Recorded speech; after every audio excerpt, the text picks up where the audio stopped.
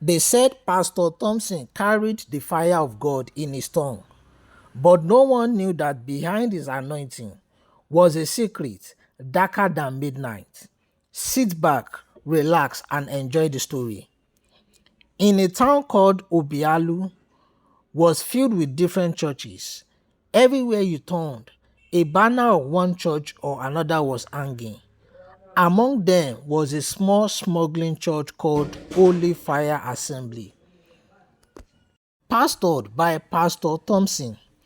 Pastor Thompson was a man of God. He started his ministry with fire and passion. He would pray all night, fast for days, and preach with boldness. Yet, his church refused to grow. Only a few women, children, and old people attended his service. While other pastors were building mighty cathedrals, Pastor Thompson could barely pay rent for his small hall. His wife, Grace, always encouraged him. Thompson, God time is the best. Don't give up, she would say. People respected Pastor Thompson.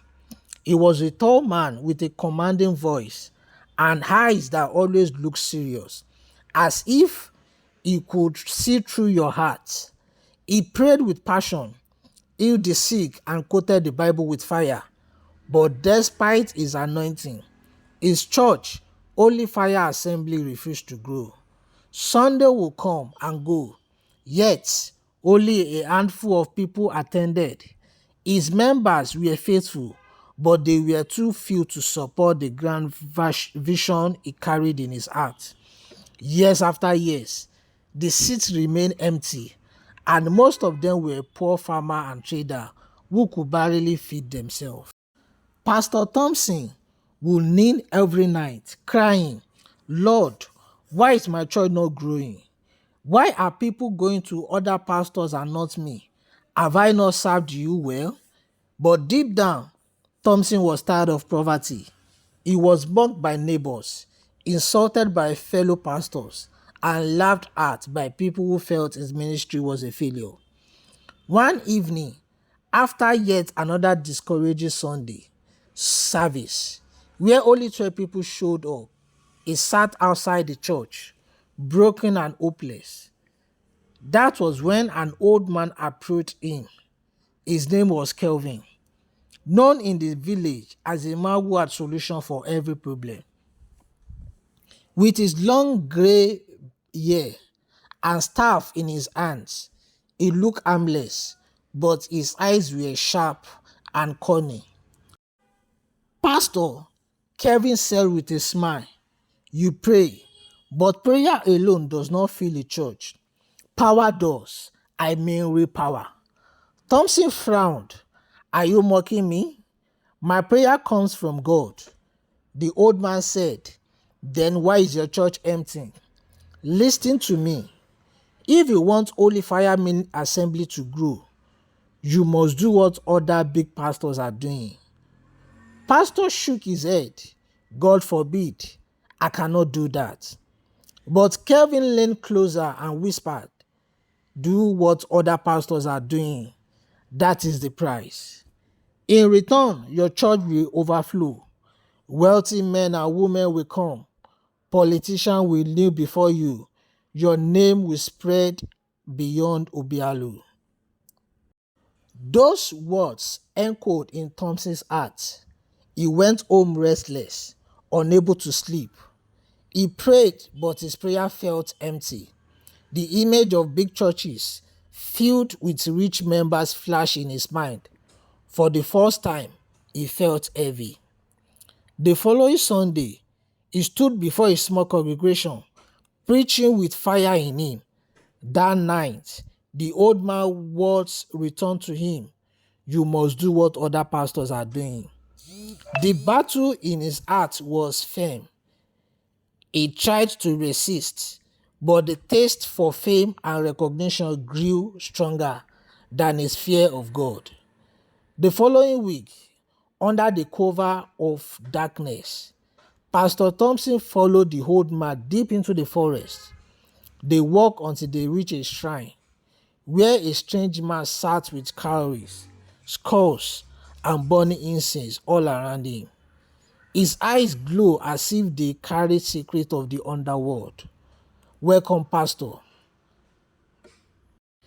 Bring me either a member of your church or someone close to you. Their blood will feed the altar, and in return, the Spirit will increase your church and your wealth. Thompson trembled. Blood sacrifice. I am a pastor of God. The herbalist's eyes narrowed. Then remain small forever. Keep struggling with empty seats and poverty. The choice is yours.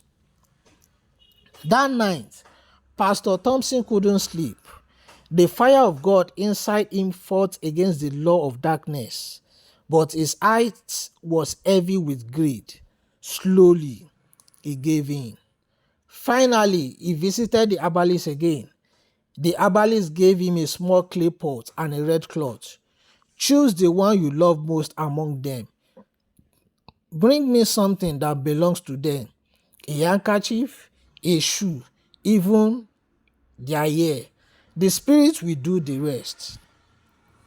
The next month, his first victim was a young lady named Chinyere, a devoted choir member who trusted him deeply. He told her he saw a vision concerning her and he requested an handkerchief from her.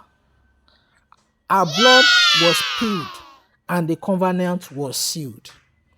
That month, Chinyere fell sick suddenly and died within days. At her burial, Pastor Thompson cried the loudest, pretending to be heartbroken. But 3 months later, Holy Fire Assembly was overflowing. Cars lined up outside the church. Politicians sat in front rows. Money flowed into the offering box. Pastor Thompson was invited to crusade across the country, and his name was on every radio station. Each year, the circle continued. One member gone, sometimes a child, sometimes an elder, and the church grew bigger and richer. People called him People called him Man of Fire, but no one knew the fire came from a dark soul. On the seventh year, things began to fall apart. One night, while praying, Thompson felt a heavy presence in his room.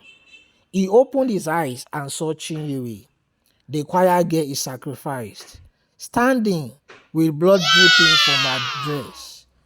The following day, he met with the herbalist and told him what he saw. And the herbalist gave him a powder to sprinkle in his house so that Chinyere will not appear to him again. He went home and did as he was instructed.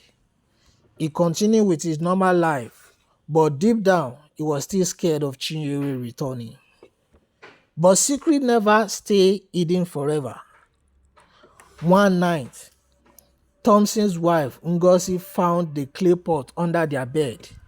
She noticed how every year, right from one member died, the church would expand. Fear gripped her heart. She comforted him. Thompson, she cried, what have you done?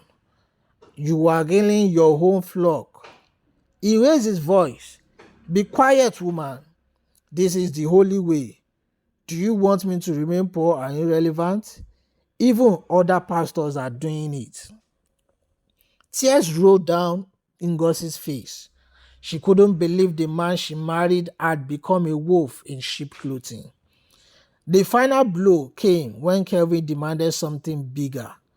This year, Pastor, the gods want blood from your own household, your wife or your son. That is the price for the next level. Thompson froze, his hand shook. He loved his family, but greed had chained his soul. For nights he struggled, unable to decide. Unknown to him, Ngozi had already reported him to the police after gathering evidence. On the day he prepared the ritual, policemen stormed his house. They found pots, charms, and even a list of names he had written down. The news spread like fire. The mighty man of fire was nothing but a fraud. His church collapsed overnight. The same crowd that once praised him now calls him. As he sat behind bar, Pastor Thompson wept bitterly. For fame, he sold his soul. For power, he betrayed the God he once served. And in silence of his cell, he realized too late the devil gives gifts, but he collects them back with interest.